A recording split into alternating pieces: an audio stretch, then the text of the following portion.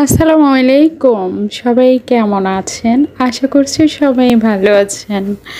আজকে আপনাদের জন্য খুবই মজাদার একটা রেসিপি নিয়ে আসলাম। আশা করছি প্রতিদিনের মতো আমার আজকের রেসিপিটাও আপনাদের ভালো লাগবে।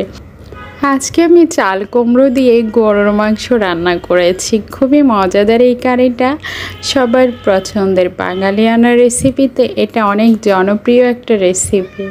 আশা করছি আপনাদের কাছে ভালো লাগবে। তো পুরো ভিডিওটা দেখার অনুরোধ রইল। চলেন দেখে আসি আমি কিভাবে এই কারিটা করেছি।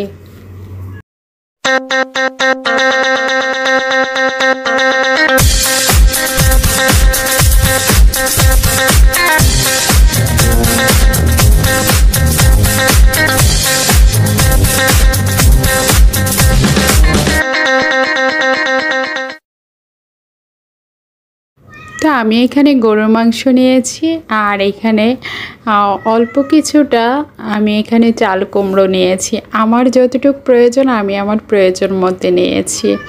এখানে চাল কুমড়ো নিয়েছি, আর এই চাল কুমড়োটা আমি এখন কেটে নেব, গরুর মাংসগুলো কেটে নেব। সবাই দেখতে থাকেন। আপনাদের কাছে অনুরোধ থাকবে প্লিজ একটা লাইক দিয়ে পুরো রেসিপিটা দেখার অনুরোধ রইল। কেটে ছিঁড়ে দেখবেন না, তাহলে বুঝতে পারবেন না।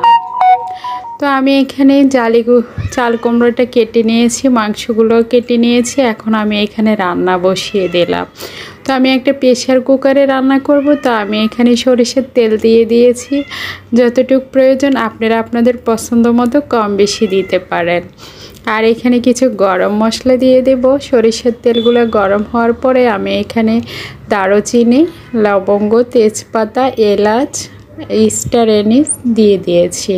মশলাগুলো ফোড়ন আসার পরে এখানে পেঁয়াজ কুচি দিয়ে দিয়েছি। এখন আমি পেঁয়াজগুলো একটু লালচে করে ভেজে নেব।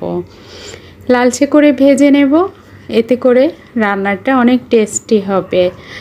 তো পেঁয়াজটা আমার ভাজা হয়ে গেছে। এখানে আমি 2 টেবিল চামচ রসুন বাটা দিয়ে দিচ্ছি, আর 2 টেবিল চামচ দিয়ে দেব আদা বাটা। আদা বাটা রসুন বাটা দিয়ে আমি খুব ভালো করে আদা বাটা রসুন বাটাগুলো ভেজে নেব তেলের উপরে। এতে করে আদা বাটা রসুন বাটার খুব সুন্দর একটা স্মেল আসবে, তখন বুঝতে পারবো যে এগুলো ভাজা হয়ে গেছে। এখন আমি এখানে দিয়ে দেব গুঁড়ো মশলাগুলো। প্রথমে দিয়ে দেব স্বাদ মতো লবণ। স্বাদ মতো লবণ দিয়ে দিয়েছি। দিয়ে দেব 1 চামচ হলুদের গুঁড়ো। আর ঝাল আপনারা আপনাদের পছন্দ মতো দিতে পারেন। আমি আমার যতটুকু প্রয়োজন আমি অতটুকু দিয়েছি। 1/2 চামচ দিয়েছি মরিচের গুঁড়ো, আর 2 চামচ দিয়ে দেব জিরের গুঁড়ো। 1/2 চামচ দিয়ে দেব, 1/2 চামচের থেকে একটু কম দিয়ে দেব গরম মশলার গুঁড়ো। দিয়ে দেব ধনিয়া গুঁড়ো 1.5 চামচ। সবকটা মশলা দিয়ে আমি সামান্য একটু পানি দিয়ে মশলাটা খুব ভালো করে কষিয়ে নেব। একটা টমেটো কেটে দিয়ে দিয়েছি। এখন আমি এই মশলাটা খুব ভালো করে কষিয়ে গরু মাংসগুলো দিয়ে দেব। গরু মাংসগুলো দিয়ে দিয়েছি। এখন আমি মাংসের সাথে মশলাগুলো খুব ভালো করে মিশিয়ে নেব। নিয়ে নেড়েচেড়ে মিশিয়ে খুব ভালো করে কষিয়ে নেব। আর এই মাংসটা খুব ভালো করে কষিয়ে নিতে হবে, তাহলে রান্নার টেস্টটা অনেক বেশি ভালো আসবে। ঢাকনা দিয়ে ঢেকে দিয়ে আমি অপেক্ষা করব। দেখতে পাচ্ছেন মাংস থেকে কতগুলো পানি উঠে এসেছে, আর এই পানি দিয়ে মাংসগুলো কষানো হয়ে যাবে।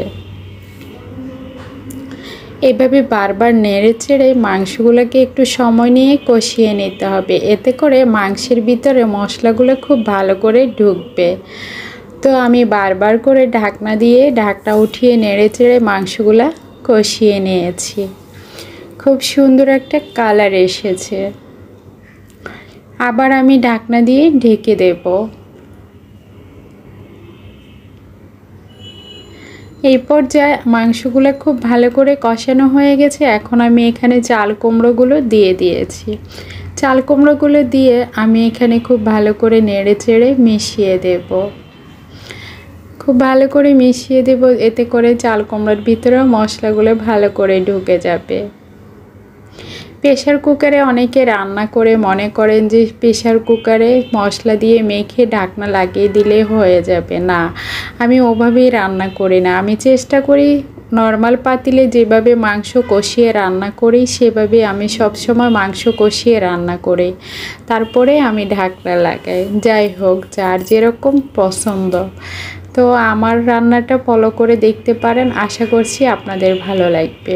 যারা আমার চ্যানেলটি সাবস্ক্রাইব করে আমার পাশে আছেন, আপনাদের সবাইকে অসংখ্য ধন্যবাদ আর অনেক অনেক ভালোবাসা। আর যারা এখনও চ্যানেলটি সাবস্ক্রাইব করেননি, অনুরোধ থাকলো আমার চ্যানেলটি সাবস্ক্রাইব করে দেবেন, পাশে থাকা বেল বাটনটি অল করে দেবেন। এতে করে আমি নতুন ভিডিও দিলে আপনাদের কাছে নোটিফিকেশন চলে যাবে, সবার আগে আপনি দেখে নিতে পারবেন। তো আমার মাংস কষানো হয়ে গেছে, আমি এখানে পানি দিয়ে দিয়েছি যতটুকু প্রয়োজন, বেশি পানি দেওয়া যাবে না, কারণ আমি প্রেসার কুকারে ঢাকনা লাগিয়ে দেব। তো এখন আমি প্রেসার কুকারে ঢাকনা লাগিয়ে দিয়েছি, এখন মাংসটা হতে থাক, ফিরে আসবো মাংসটা হওয়ার পরে।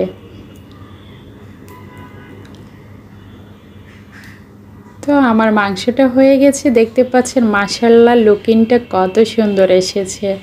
আমার আজকের এই রেসিপি যদি আপনাদের কাছে ভালো লাগে অবশ্যই একটা লাইক দিবেন। সবাই ভালো থাকবেন, আল্লাহ হাফেজ।